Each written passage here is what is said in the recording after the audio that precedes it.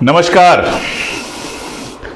1984 1984 ये एक ऐसा साल है भारत के इतिहास में कि इस साल को आप याद कीजिए और दो घटनाएं एक साथ फ्लैश करती हैं, एक साथ चमकती हैं। पहली घटना पूर्व प्रधानमंत्री इंदिरा गांधी की हत्या और दूसरी घटना उसके तुरंत बाद देश भर में सिखों के खिलाफ हुआ दंगा। आजाद भारत के इतिहास में सिखों के खिलाफ यह सबसे भयंकर और इकलौता दंगा था और यह एक ऐसी घटना है जिस घटना की कालिक हमारे आजाद हिंदुस्तान के इतिहास पर हमेशा लगी रहेगी और यह एक ऐसी घटना है जिसके लिए किसी का कोई बचाव किया भी नहीं जा सकता। आप सब जानते हैं इंदिरा गांधी की हत्या हुई थी। उनके दो सिख जो बॉडीगार्ड्स थे, बेअंत सिंह और सतवंत सिंह, उन्होंने गोली मारकर उनकी हत्या की थी।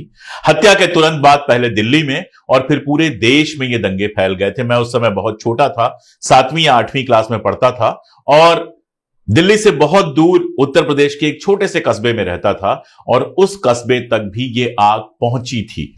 मेरे अपने कई सारे दोस्त, एक दोस्त को मैं आज तक याद करता हूं, गुरमीत सिंह नाम था उसका, जो मेरी क्लास में पढ़ता था और इस दंगों के बाद उसकी यह हालत हुई थी, उसकी दुकान लूट गई थी और उसको अपने पिताजी के साथ ठेले पर बैठकर लैंप और लालटेन रिपेयर का काम करना पड़ा। उसकी पढ़ाई छूट गई और ऐसा पता नहीं कहां कहां क्या क्या हुआ था। तो इस घटना को भूल पाना तो असंभव है। यह घटना एक सबक की तरह हमारे सामने है कि हम कैसे हैवान हो सकते थे और इस घटना की जिम्मेदारी से किसी को मुक्त करना उससे भी बड़ा अपराध है। निश्चित रूप से उस समय जिसकी सरकार थी उस पर यह जिम्मेदारी जाती है। लेकिन हमारे देश में जो दंगे होते हैं उनका अपना एक पॉलिटिकल एक्सप्लेनेशन होता है।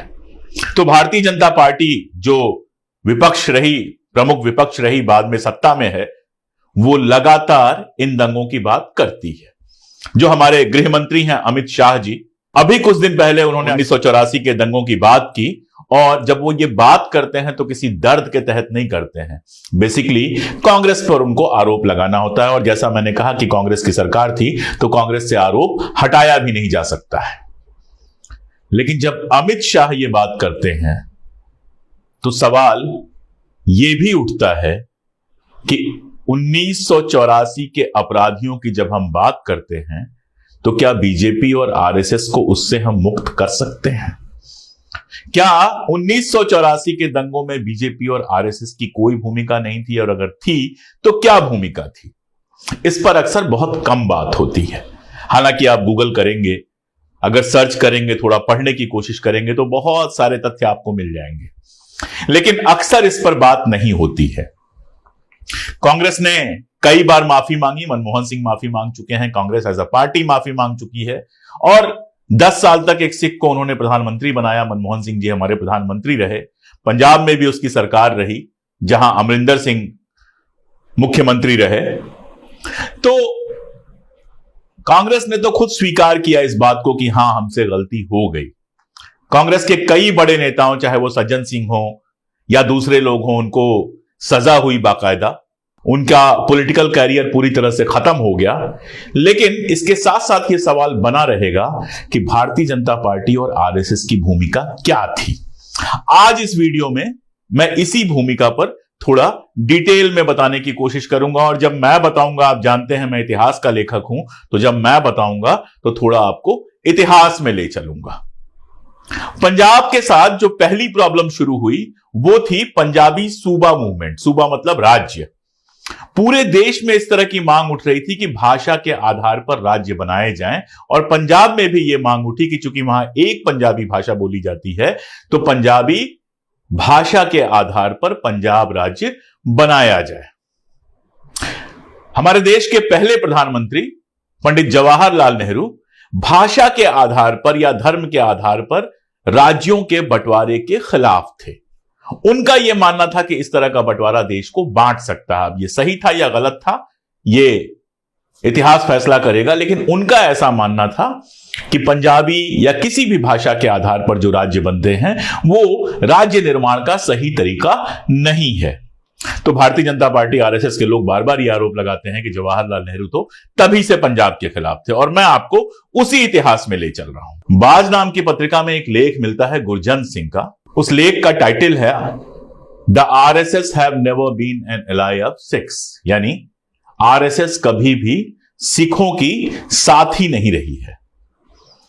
इसमें वो लिखते हैं कि जो पंजाबी सूबा मूवमेंट चल रहा था, उस मूवमेंट के दौरान जो उस समय भारतीय जनसंघ थी, यानी भारतीय जनता पार्टी के पहले जो आरएसएस से संबद्ध पार्टी थी भारतीय जनसंघ, जिसमें श्यामा प्रसाद मुखर्जी और दीनदयाल उपाध्याय जैसे लोग थे, उसने पंजाबी सूबा जो मूवमेंट था उसको भाषा की जगह पर कम्युनलाइज करने की कोशिश की, उसको सांप्रदायिक बनाने की कोशिश की। वो बताते हैं कि बीजेएस के, भारतीय जनसंघ के जो उस समय बड़े नेता थे दीनदयाल उपाध्याय, उन्होंने 5 सितंबर 1965, 5 सितंबर 1965 को एक आर्टिकल लिखा जिसका शीर्षक था दिस पंजाबी सूबा बिजनेस। उस आर्टिकल में वो लिखते हैं, I need not be repeated that the Punjabi Suba is a misnomer for master Tara Singh Sikh state. Whatever Sant Fateh Singh might say, the whole movement is based on communal appeal. It is carried on openly from the religious platforms in the Gurudwaras. This Suba therefore will be a theocratic state in India. We cannot allow it. कुल मिलाजुलाकर वो ये कह रहे हैं कि ये जो पंजाबी सूबा मूवमेंट है, ये भाषा का नाम भले ही ले रहा है, लेकिन मूलतः यह एक सांप्रदायिक मूवमेंट है। सिख लोग जो हैं वो अपने संप्रदाय के आधार पर राज्य बनाने की मांग कर रहे हैं, और इसीलिए धार्मिक स्थलों से भी इसका प्रचार हो रहा है। और उनका कंक्लूजन यह है कि अगर पंजाबी सूबा बनता है तो यह भारत के भीतर एक थियोक्रेटिक यानी धर्म आधारित राज्य होगा, और वो कहते हैं we can not allow it. तो जवाहरलाल नेहरू के सैद्धांतिक विरोध की तो बात होती है, लेकिन भारतीय जनसंघ जो इसका सांप्रदायिक विरोध कर रहा था, इसकी बात कहीं नहीं होती है। और यही नहीं, उसी दौरान भारतीय जनसंघ ने वहां पर जो गुरुद्वारे थे, गुरुद्वारों के आसपास सिगरेट, तंबाकू और तंबाकू की दूसरी चीजें बिकने के लिए आंदोलन किया। आप जानते हैं सिख धर्म में तंबाकू बैन है, तो जो गुरुद्वारे हैं या गोल्डन टेम्पल जो है उसके आसपास ये मांग की गई कि इस तरह के जो दुकानें इस तरह की हैं उन दुकानों को बंद किया जाए। लेकिन भारतीय जनसंघ ने उस जमाने में यह आंदोलन चलाया कि ये दुकानें बंद नहीं होनी चाहिए। और इसी समय आर्य समाज ने एक जुलूस निकाला था जिसमें 10,000 हिंदू थे, जिनकी उंगलियों में जलती हुई सिगरेटें थीं और तलवारें थीं, और जो नारा लगा रहे थे बीड़ी सिगरेट पिएंगे शान से जिएंगे। ये उस जमाने में भारतीय जनसंघ कर रही थी। ये सिखों और हिंदुओं के बीच में बंटवारा डालने का काम था। ये बहुत सिंपल सी बात है, अगर कोई मंदिर है तो उसके आसपास मांस की दुकानें नहीं होती हैं, क्योंकि मंदिर की पवित्रता उससे भंग होती है। ऐसे ही सिखों की उस जमाने में मांग थी कि जो गुरुद्वारे हैं उनके आसपास बीड़ी सिगरेट नहीं बिकना चाहिए। लेकिन इस मांग को दरकिनार करते हुए, इस मांग का विरोध करते हुए भारतीय जनसंघ ने बाकायदा उस जमाने में जुलूस निकाला था, बीड़ी सिगरेट पिएंगे शान से जिएंगे। तो आप समझ सकते हैं कि सिखों की कितनी हमदर्द भारतीय जनसंघ या अब भारतीय जनता पार्टी रही है। बहुत डिटेल में मैं नहीं जाऊंगा, लेकिन चाहे वो पंजाबी सूबा आंदोलन हो, चाहे बीड़ी सिगरेट हटाने की मांग हो, और चाहे 1984 की मांग हो, लगातार पहले भारतीय जनसंघ और फिर भारतीय जनता पार्टी ने इसको सांप्रदायिक हिंदू बनाम सिख बनाने की कोशिश की है। इसका एक और उदाहरण गुरजंत सिंह ही देते हैं। बताते हैं कि 14 फरवरी, अक्टूबर में इंदिरा गांधी की हत्या हुई है, मैं बात कर रहा हूं फरवरी की। 14 फरवरी 1984 को भारतीय जनता पार्टी के जो राष्ट्रीय स्तर के नेता थे हरबंस लाल खन्ना, उनके साथ कुछ और इसी पार्टी के लोगों ने गोल्डन टेम्पल का जो स्वर्ण मंदिर है उसका एक मॉडल बनवाया, और उस मॉडल को पब्लिकली जनता के बीच में नष्ट किया, तोड़ा। और इस तरह से सिख धर्म का जो सबसे बड़ा गुरुद्वारा है हमारे देश में, उसका अपमान किया। अमृतसर रेलवे स्टेशन के पास ये गोल्डन टेंपल और गुरु रामदास की जो फोटो थी उसका अपमान किया गया। अब बात आती है ऑपरेशन ब्लू स्टार की। ऑपरेशन ब्लू स्टार आप जानते हैं कि स्वर्ण मंदिर के अंदर सरकार ने सेना भेजी थी और इसके लिए आज तक इंदिरा गांधी की या कांग्रेस की लानत मलामत होती है। सारा किस्सा ही वहीं से शुरू हुआ जब जो आपका स्वर्ण मंदिर था उसके अंदर जो आतंकवादी छिपे हुए थे उनको मारने के लिए इंदिरा गांधी ने ऑपरेशन ब्लू स्टार किया। सैनिक स्वर्ण मंदिर में घुसे। कहा जाता है कि जो सैनिक गए वो जूते वगैरह पहन के गए। ये सिखों को बहुत बुरा लगा, अपने धर्म का अपमान लगा और उसी का गुस्सा था जिसके चलते इंदिरा गांधी की हत्या हुई। ये कहानी वो है जो हम सब जानते हैं। इसके साथ एक और कहानी है। स्वर्ण मंदिर में सेना भेजने के लिए जो लोग भारत सरकार पर दबाव डाल रहे थे उसमें राष्ट्रीय स्वयंसेवक संघ और बीजेपी के लोग शामिल थे। आप कहेंगे आप कहां से कह रहे हैं? मैं कहीं से नहीं कह रहा हूं। लाल कृष्ण आडवाणी, आप जानते हैं लाल कृष्ण आडवाणी की भारतीय जनता पार्टी में क्या हैसियत रही है। लाल कृष्ण आडवाणी ने ऑपरेशन ब्लू स्टार से कुछ दिन पहले बाकायदा जुलूस निकाला था। आपको स्क्रीन पर वो पिक्चर दिख रही होगी। और मैं ये भी बता दूं कि ये जो तस्वीर मैं लगा रहा हूं वैसे तो आप गूगल करेंगे आपको कहीं भी मिल जाएगी, लेकिन आडवाणी की अपनी आत्मकथा जो उन्होंने खुद लिखी है, अपनी आत्मकथा माई कंट्री माई लाइफ में ये तस्वीर भी शामिल है। उस किताब से ये तस्वीर लेकर मैं आपको दिखा रहा हूं जिसमें स्वर्ण मंदिर के अंदर फौज भेजने के लिए आडवाणी जी ने बाकायदा जुलूस निकाला था और वो इस बात को बाकायदा स्वीकार भी करते हैं, इंकार नहीं करते कि ये जुलूस किसी और चीज का था। पहली बात तो ये कि ये फोटो अपनी उस आत्मकथा में छपवाते हैं और उसके बाद उस आत्मकथा में एक अध्याय है the trauma and the Triumph of Punjab. उसमें आडवाणी बाकायदा लिखते हैं, स्क्रीन पर आप इंग्लिश में पढ़ सकते हैं, मैं हिंदी में आपके लिए पढ़ देता हूं। वो लिखते हैं, बीजेपी के इतिहास में एक प्रमुख जन आंदोलन भिंडरावाले और उसकी निजी सेना के सामने सरकार के आत्मसमर्पण के खिलाफ था। भिंडरावाले ने स्वर्ण मंदिर को अपनी कार्यवाही का मुख्यालय बनाया हुआ था और इसीलिए आडवाणी जी ये मांग कर रहे थे कि स्वर्ण मंदिर के अंदर सेना भेजी जाए, यानी जो ऑपरेशन ब्लू स्टार हुआ था उसको बीजेपी और आरएसएस की भी पूरी सहमति थी। और यही नहीं, ऐसी खबरें भी उस जमाने में आई थी कि जब स्वर्ण मंदिर में फौजी कार्रवाई हुई थी तो उसके बाद आरएसएस ने लड्डू बांटे थे। अब चलते हैं इसके आगे। राष्ट्रीय स्वयंसेवक संघ के एक बड़े नेता हुए हैं नानाजी देशमुख। और नानाजी देशमुख कितने बड़े नेता हैं इससे आप अंदाज लगा सकते हैं कि नरेंद्र मोदी जी की सरकार ने उनको बाकायदा भारत रत्न से सम्मानित किया है। इस देश का जो सबसे बड़ा सम्मान है भारत रत्न, वो नानाजी देशमुख को दिया गया। नानाजी देशमुख आरएसएस के बेहद इंपॉर्टेंट लीडर रहे हैं। उस दौरान उनका एक लेख छपा, मोमेंट ऑफ सोल सर्चिंग, और उस लेख में स्वर्ण मंदिर के अंदर दरबार साहब में जो फौजी कार्रवाई हुई थी उसके लिए इंदिरा गांधी की तारीफ की गई थी। और 1984 में जो सिखों का कत्लेआम हुआ था उसको यह कहकर सही ठहराया गया था कि यह सिख नेताओं की गलतियों का परिणाम है। वो लेख भी आप स्क्रीन पर देख सकते हैं। यानी आरएसएस के सबसे बड़े नेताओं में से एक नानाजी देशमुख 1984 में जब सिखों का नरसंहार हुआ था, मैं दंगे भी नहीं नरसंहार शब्द का उपयोग कर रहा हूं, उस पूरी घटना को न केवल सही ठहराते हैं बल्कि ये कहते हैं कि यह घटना सिख नेताओं की गलतियों का परिणाम है। मैं आपसे किसी और पार्टी के एक नेता का नाम पूछ लेता हूं जिसने इस भयंकर घटना को सही ठहराते हुए बाकायदा एक लेख लिखा हो। आपको एक भी नहीं मिलेगा। कांग्रेस जिसके नेता खुद उसमें शामिल थे उसने बाकायदा अपनी गलती के लिए माफी मांगी, कभी यह नहीं कहा कि 84 में जो कुछ हुआ था उसके लिए हम नहीं सिख जिम्मेदार थे।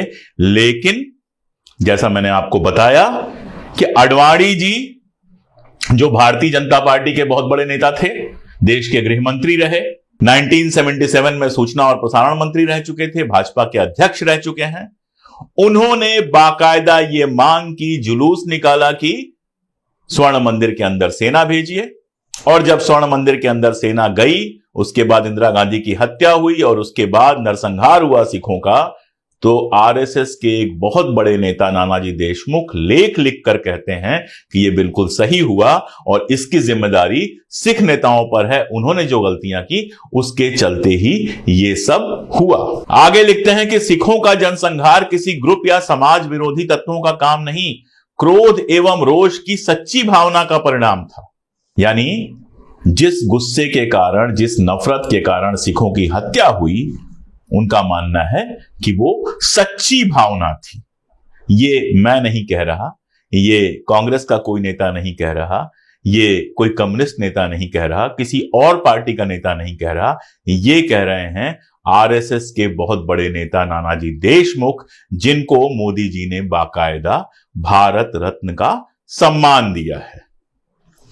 वो ऑपरेशन ब्लू स्टार को महिमा मंडित करते हैं और श्रीमती इंदिरा गांधी को एकमात्र ऐसा नेता मानते हैं जो देश को एक करके रख सकी। और उन्होंने लिखा कि एक ऐसे महान नेता की हत्या पर ऐसे कत्लेआम को टाला नहीं जा सकता था। राजीव गांधी का वो बयान तो सबको याद है कि बड़ा पेड़ गिरता है तो धरती हिलती है, उस पर रोज बात होती है और उसके लिए बहुत सारे अफसोस व्यक्त किए जा चुके हैं।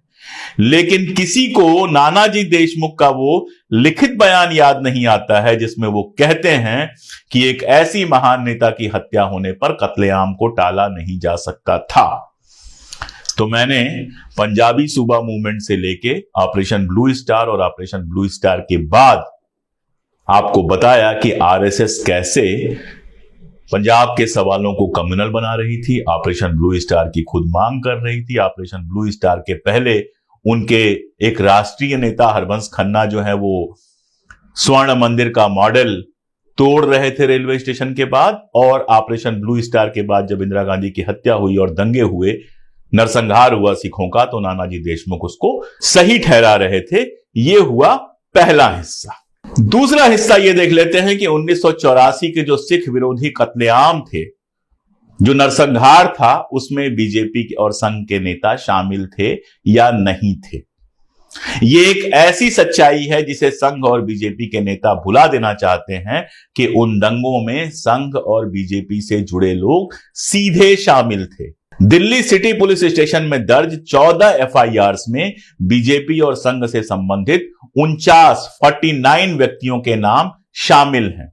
श्रीनिवासपुर पुलिस स्टेशन दक्षिण दिल्ली में इसमें से सबसे ज्यादा मामले दर्ज हैं।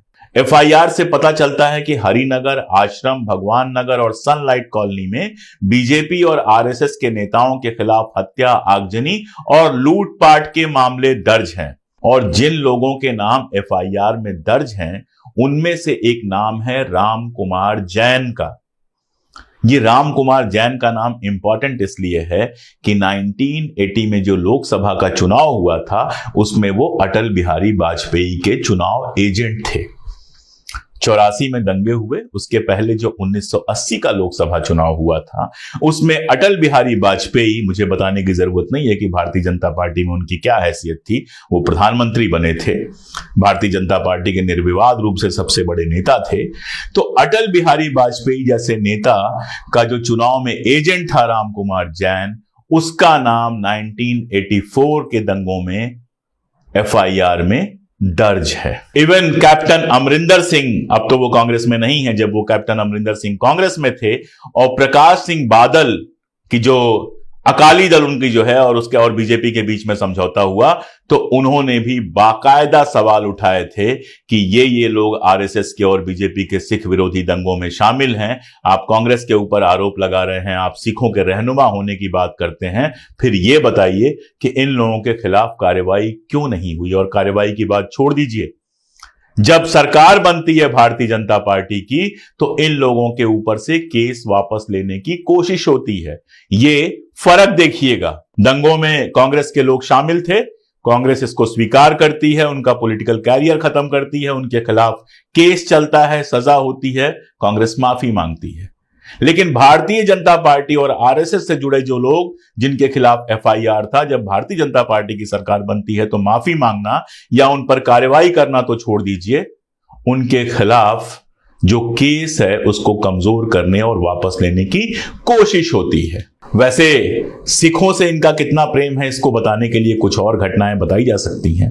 1991 में जब बीजेपी की कल्याण सिंह सरकार उत्तर प्रदेश में थी तो पीलीभीत में 10 सिख श्रद्धालुओं की हत्या कर दी गई थी। पुलिस ने मार दिया था उनको और कहा था कि वो आतंकवादी हैं। गुजरात के मुख्यमंत्री पद पर जब मोदी जी थे तो वर्षों से गुजरात के कच्छ और भुज इलाके में बसे सिख किसानों की जमीनें छीनने वाला बिल लेकर आए थे। जब सरकार हाई कोर्ट से हार गई तो वो मामले को सुप्रीम कोर्ट में ले गए।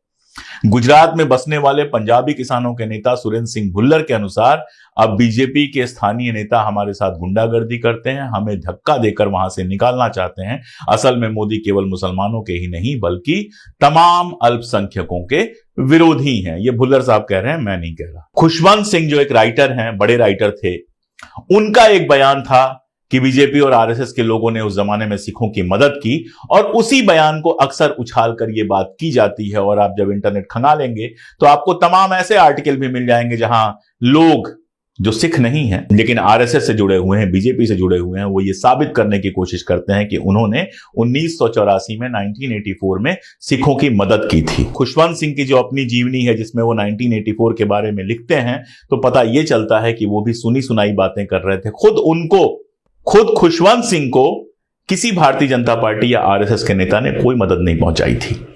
और आप जानते हैं कि खुशवंत सिंह शायद आज होते तो वो भी एंटी नेशनल ही कहे जाते जिस तरह के उनके विचार थे। जबकि इस बात के खुले सबूत हैं, मैंने आपको बाकायदा पिक्चर्स दिखाई, रिपोर्ट्स दिखाई, इस बात के खुले सबूत हैं कि ऑपरेशन ब्लू स्टार की मांग करने वाले, स्वर्ण मंदिर के अंदर सेना भेजने की वकालत करने वाले कोई और नहीं, लाल कृष्ण आडवाणी जैसे लोग थे जिन्होंने अपनी आत्मकथा में इसको स्वीकार किया है। नरसंहार के बाद, दंगों के बाद उसको जस्टिफाई करने वाले कोई और नहीं, बाकायदा नानाजी देशमुख जैसे आरएसएस के बड़े नेता थे जिनको भारत रत्न दिया गया, जिन्होंने बाकायदा लेख लिखकर इस पूरे के पूरे नरसंहार को जस्टिफाई करने की कोशिश की, सही ठहराने की कोशिश की। एफआईआर्स बताती हैं, रिकॉर्ड बताते हैं कि इन एफआईआर्स में आरएसएस और बीजेपी के लोगों का नाम रहा। एक तो ऐसे व्यक्ति का नाम रहा जो अटल बिहारी वाजपेयी का बाकायदा इलेक्शन एजेंट रहा था। और खबरें और रिकॉर्ड बताते हैं कि भारतीय जनता पार्टी जब सत्ता में आई तो इन लोगों को सजा दिलाने की जगह इनकी सजाएं कम कराने की या इनके केस हल्के कराने की या खत्म करने की कोशिशें की गई। तो एक बात मैं हमेशा कहता हूं कि दो तरह की चीजें होती हैं। कांग्रेस का जो इतिहास है वो अपना ऐसा है कि कभी कभी उससे गलतियां हो सकती हैं, हुई हैं, और उसके लिए उसकी लानत मलामत होती है, लेकिन सांप्रदायिकता उसके जीन में नहीं है। हिंदू मुस्लिम एकता, हिंदू सिख एकता के नारे पर ही आजादी की पूरी लड़ाई उसने लड़ी है। बहुत सारी गलतियां की हैं, गलतियां होती ही हैं, जब आप सत्ता में होते हैं तो गलतियां होती हैं।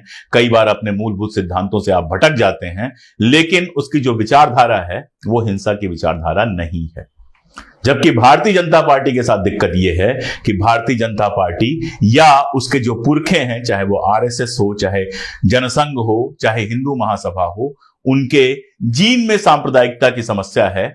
इसलिए अल्पसंख्यक उनके लिए हमेशा एक दुश्मन के तौर पे आते हैं। आज जरूर आपको दिख रहा है कि मुस्लिम सबसे बड़े दुश्मन दिख रहे हैं, लेकिन इतिहास खंगालेंगे तो आपको पता चलेगा कि चाहे वो पंजाब में सूबा आंदोलन जब चल रहा था, पंजाबी सूबा आंदोलन तब का दौर हो या बाकी सारे दौर हो, अल्पसंख्यक हमेशा उनके लिए दिक्कत तलब रहे हैं। इसीलिए वो साबित करने की कोशिश करते हैं कि सिख कुछ और नहीं है, हिंदू हैं। आप जानते हैं एक लंबी बहस है जिसमें सिखों ने प्रतिकार किया है कि हमारा अपना धर्म है, हम हिंदू धर्म के हिस्सा नहीं है।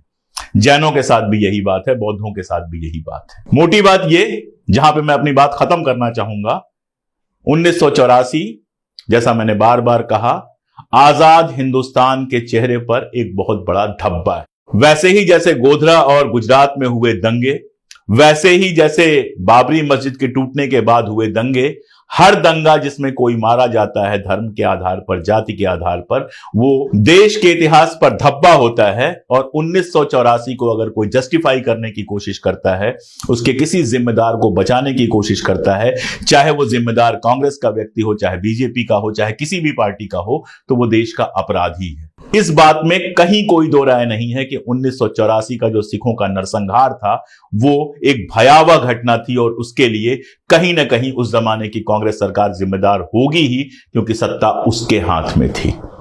लेकिन साथ साथ ये भी याद करने की जरूरत है कि आज जो लोग उसकी बातें बहुत बढ़ चढ़ के कर रहे हैं, वही लोग ऑपरेशन ब्लू स्टार का समर्थन कर रहे थे, ऑपरेशन ब्लू स्टार के बाद मिठाइयां बांट रहे थे, इंदिरा गांधी की हत्या के बाद लेख लिखकर बाकायदा दंगों को सही ठहरा रहे थे, और उस दंगे में जो उनके अपने लोग अपराधी थे उनको बचाने की कोशिशें कर रहे थे।